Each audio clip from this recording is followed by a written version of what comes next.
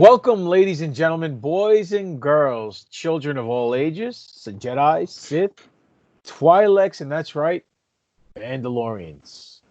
This is the new Force Order Mandomania Mandalorian review show, brought to you by the new Force Order. For life. Now, ladies and gentlemen, you might be saying, wait a minute, the Mandalorian is over. You're right. Season 1 is done, and it was amazing. But what we do, we are offering our listeners, our fans, all three of them, a YouTube exclusive, and it's a continuation of the Mandomania series of shows, and we're going over the Star Wars Gallery, The Mandalorian. And what that is a documentary series based on season 1 of The Mandalorian. Tonight we're going to be covering episode number 4. Woo! It's called Technology, correct? Correct. All right. Technology, yeah.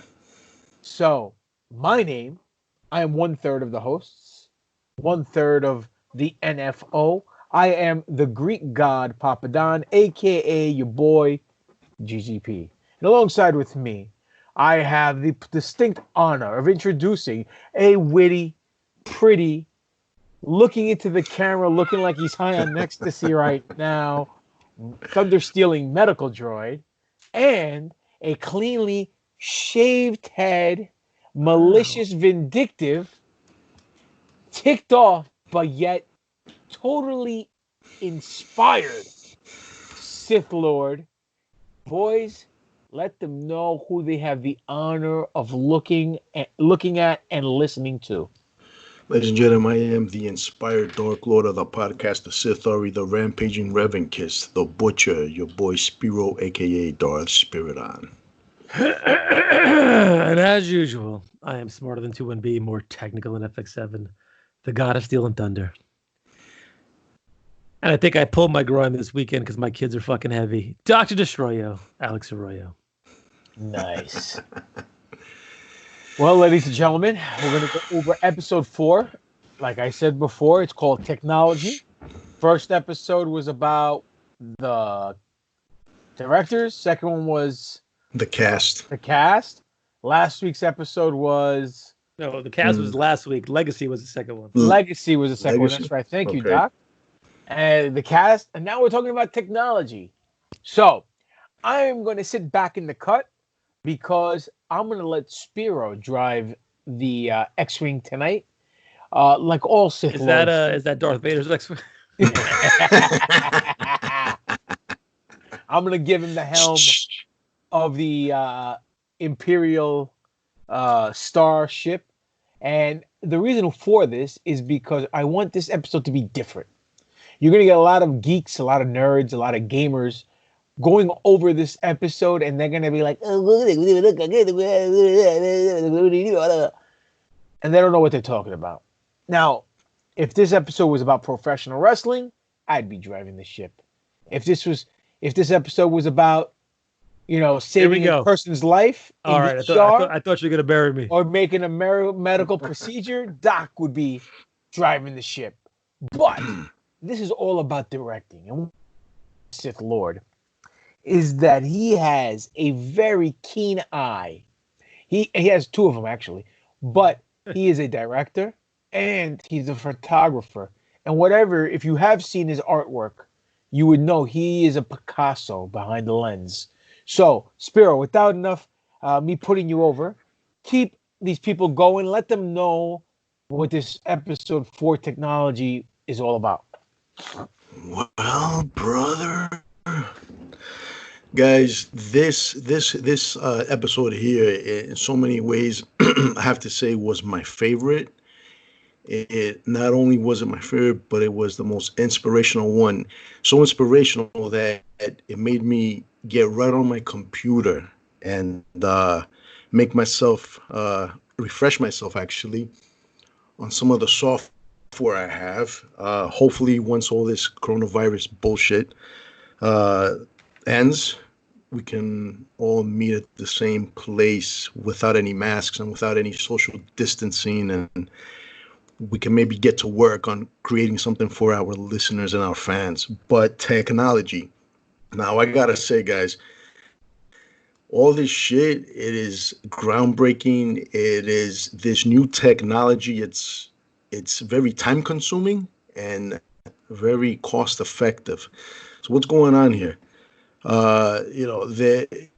You if you've seen this episode, guys, you guys know that in place of green screens and blue screens, they are using these big monitors. And so what they're doing here is they're pretty much using video game technology. And decades ago, a lot of people said what's going to be the next step up in filmmaking is going to be using what they're doing in video games to make films, and that's exactly what's going on here.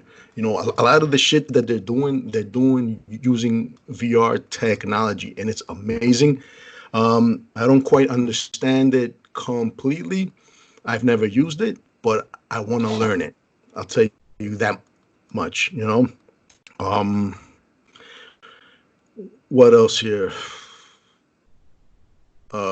You guys see that they still use practical, effects, animatronics. They still use, actual things that you can touch and all that. But the awesome thing is when they use this fucking camera and they got it on their subject and they're panning, if you look at the background, it's like the fucking camera is like VR. You know what I'm saying? The fucking background moves along, and I've never seen that shit, and it's fucking amazing. It gave me a fucking boner. It's fucking insanity. You poke yourself insanity, in the eye? man. I almost did, man. You must have been bent over pretty far. Listen, so I broke my back. Easy, Ron Jeremy. I had no idea that they did this for the show, because I try not to kind of look too deep into things before I see a series, because I don't want things spoiled for me. And I had no idea that they actually were going down this route. But it makes perfect sense, and I'm kind of confused as to how no one picked up on this or did this, 5 years ago, 10 years ago. Because video games have been around for a long time, and the way they, you have this interactive world like a GTA or like, I don't know, what other game could I throw out there? Like, what's that Greek one? God of War, where things, as you're moving down the line, the environment and the landscape changes as you go through it. And it's not like a 8-bit blocky change. It's a legitimate change. We've seen video games, from when we were kids to now are completely different. I mean, look at the old stuff that we used to play versus what happens today. I mean, just the mocap stuff and the texture technology they have is incredible. So how come no one's thought about this before and making the whole environment a green screen, which makes life so much easier? We talked about it before, how they could film these quicker because they don't got to travel anywhere to any of these places. Cheaper too. It's cheaper too, and it's for the most part. I'm sure there's some scrubbing they got to do for it, and in the editing room here and there to kind of fix things up a little bit here and there. But it makes things so much quicker, so much faster, and so much cheaper, and it looks amazing. The one thing that amazes me about the whole process is, one, Star Wars does it again. What I mean is, yes, they first came out, they changed the way movie making was made with George Lucas's vision, with the practical effects, the special effects, the miniatures, everything. The stop animation that he was using from A to Z, everything that I just mentioned was revolutionary in the original trilogy. And then the second trilogy comes along, and he's the first person to use digital, and everything was green screen, and everything was done via computer. So now the technology for those prequels obviously looks a little outdated because of the advancements in technology, but at the time it was revolutionary. The sequel trilogy unfortunately didn't offer anything regarding advancements in technology or filmmaking. Rogue One did. They brought characters from the dead back to life, and they looked fantastic. So check to Star Wars for that.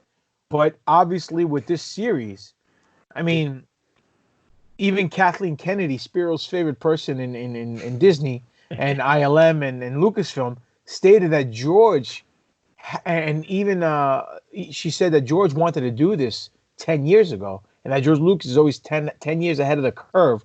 He just didn't have the resources because it was so expensive at the time, with technology being what it was. So I think that the concepts were there.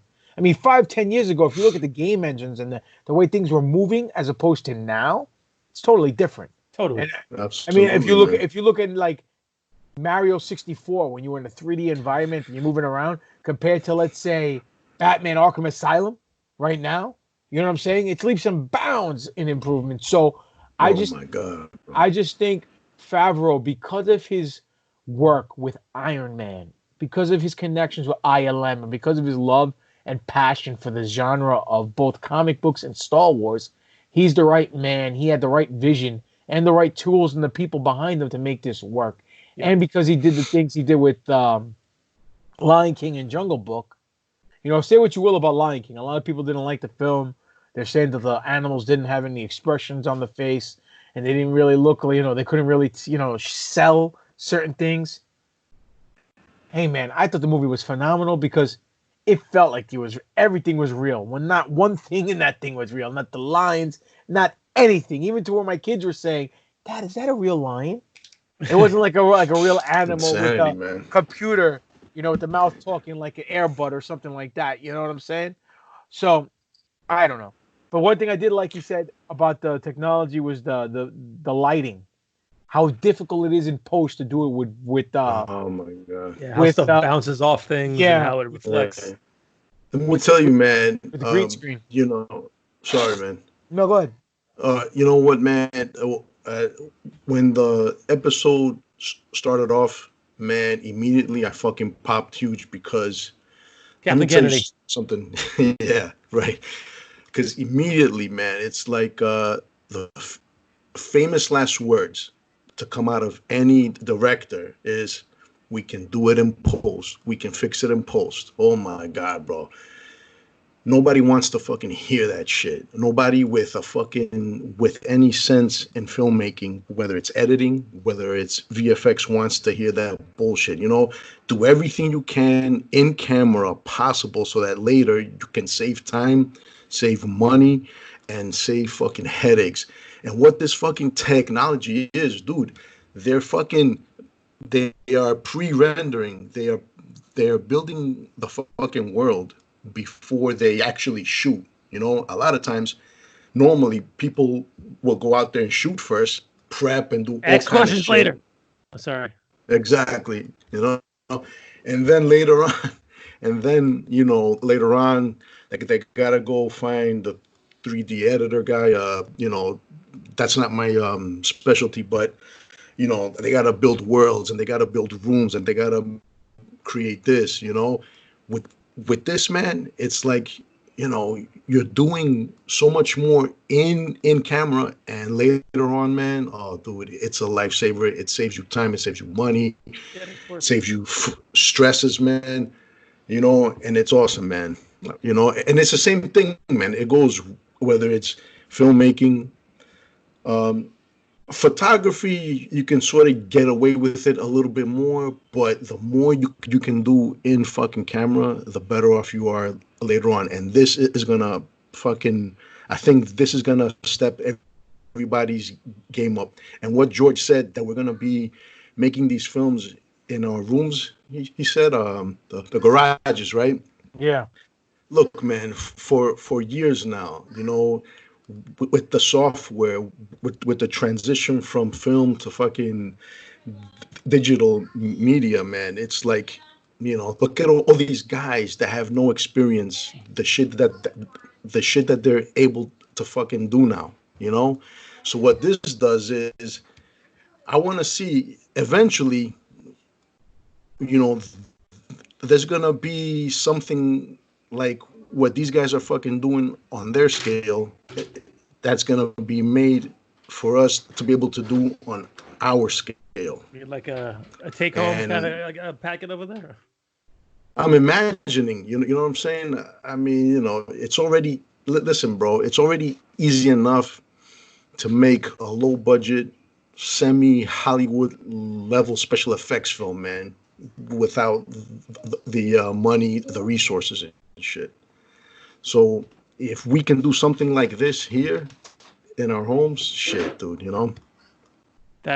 Listen, I don't think any of us are going to get there quite yet, but I'm excited for Eventually.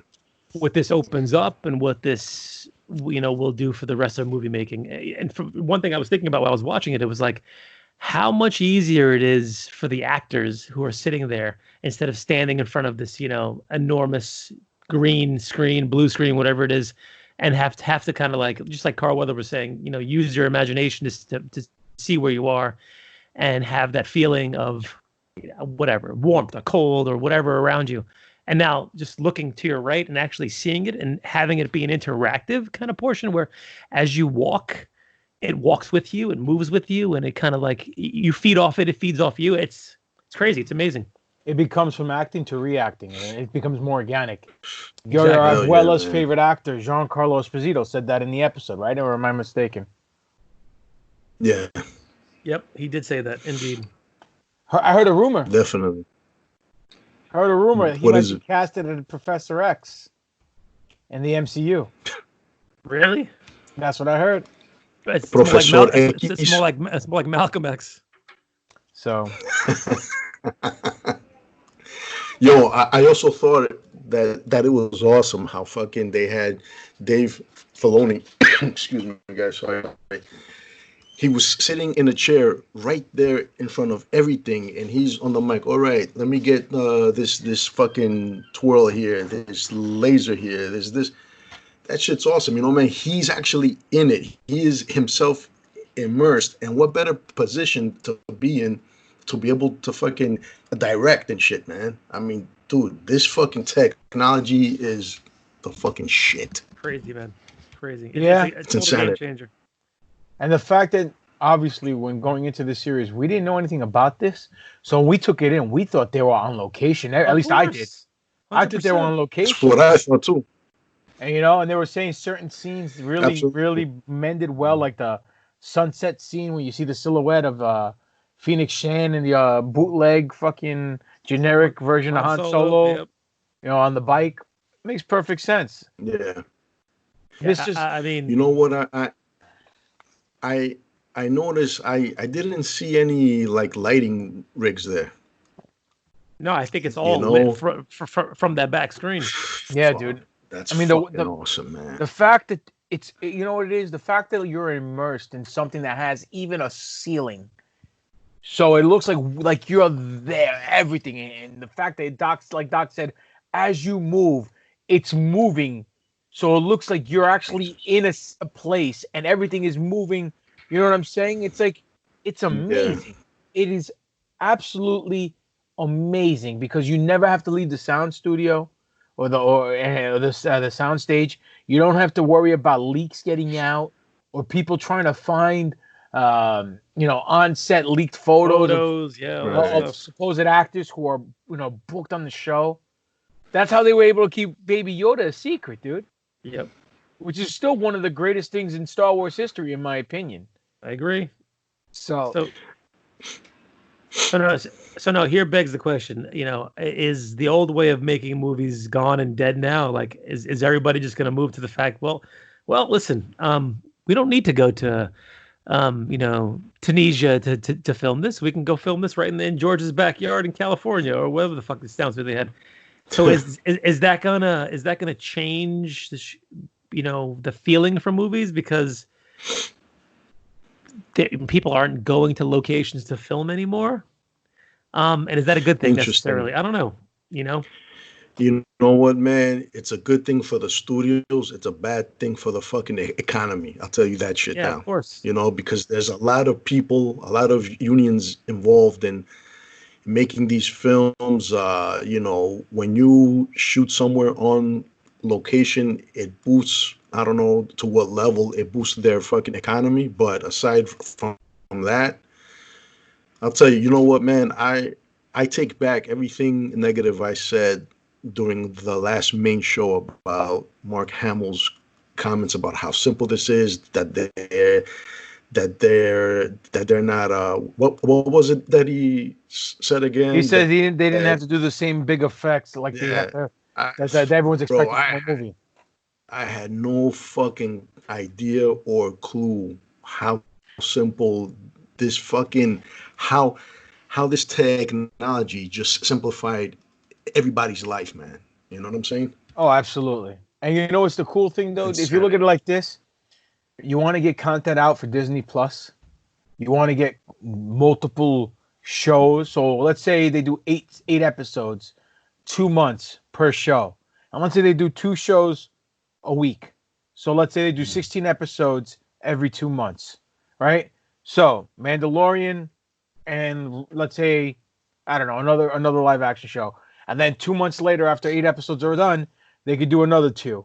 Yep. So every 2 months it's a brand new show, right? And then what happens is this: they're able to film everything on one soundstage, on one studio lot. All they have to do is finish filming everything, bring the new show in, have the background and everything formatted onto the screens. Just it's like a rolling, revolving door. You know, in comes a new show, film out. In comes a new show. You know what I'm saying? Yep. And this just goes to show everyone who loves Star Wars, who loves filmmaking, who loves great storytelling, that Favreau and Filoni are the people that should be running Lucasfilm and Star Wars in general. Nothing against Kathleen Kennedy. Yeah. She did a good job, but these guys, they're going to do a fantastic job.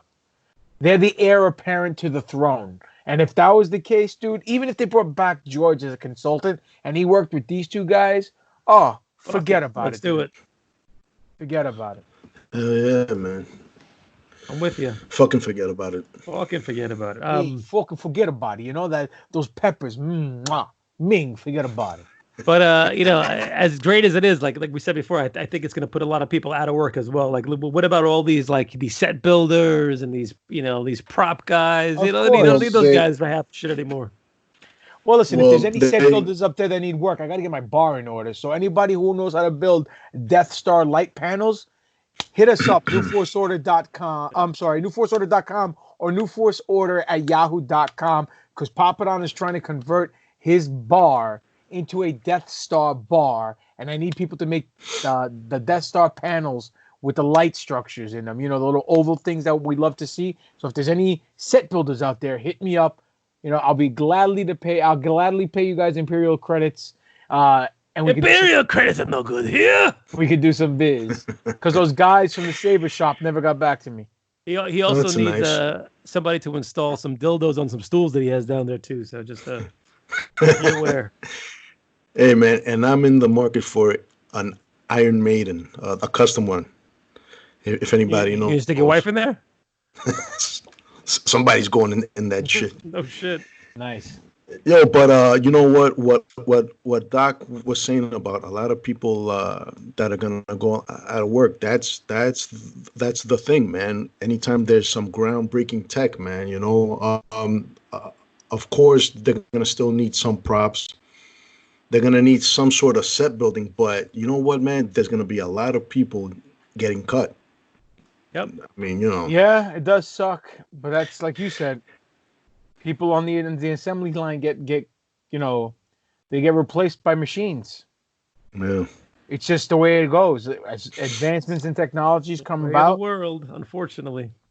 Yo, I'm telling you now, watch, man. In a few years, Disney's gonna fucking change their name to fucking Skynet, and boom, it's over. it's over. Yep. Right now, some little John Connor's getting shot at by some future robot. John Connor. Come with me if you want to live. Are you Sarah Connor? Anything else you boys want to add? Shit, yo, you know what? The only thing I want to say is, man, Looks like yo, Kathleen Kennedy's the more I fucking, yeah, you know what? When you guys told me that I was gonna pop for this episode, I was like, what, man? Did they execute Kathleen Kennedy and fucking Ryan Johnson? No, but the more I fucking watch with every episode, man, it like reignites my fucking passion for film, man. Like straight up, dude. That's Good. awesome, dude. That's You what know? it's about. Yeah. That's what Star Wars is supposed to do. Yep. It's supposed to make you go to a galaxy far, far away and escape the reality of life, especially the way it is now, and just have a grand Yeah. old time. Absolutely. We'll let them know where you can find your boys at. Find me at Dr. _Destroyo, DESTRROYO, Instagram, Alex Arroyo MD, Twitter, Alex Arroyo, Facebook. You can find me Spiro_A on Instagram, as well as Darth_Spiridon. You can find me also, I don't know what day of the week, but Rational Rage is a little show I do. And you can find that on YouTube under Handsome Reaper TV. You can also find it on the Buzzsprout, Spotify, and anywhere you can find, you download your favorite podcast. Also on Instagram, rational.rage. Check it out, guys. And that's it. Oh, Handsome Reaper on the Twitterverse. You can find me at Greek God Papadon on Twitter, Greek God Papadon on Instagram, Demetrius Papadon on Facebook. Pro Wrestling Tees / Greek God Papadon is the Pro Wrestling Tees store where you can get your GGP t-shirts. You can go to YouTube, subscribe to my page, Greek God Papadon, for all my matches and promos. And most importantly, you can find the three of us collectively together on Twitter at NFO_podcast. New Force Order on Instagram. Official New Force Order on Facebook. The website where you can buy merchandise of the NFO. Coffee mugs, t-shirts. Coffee mugs.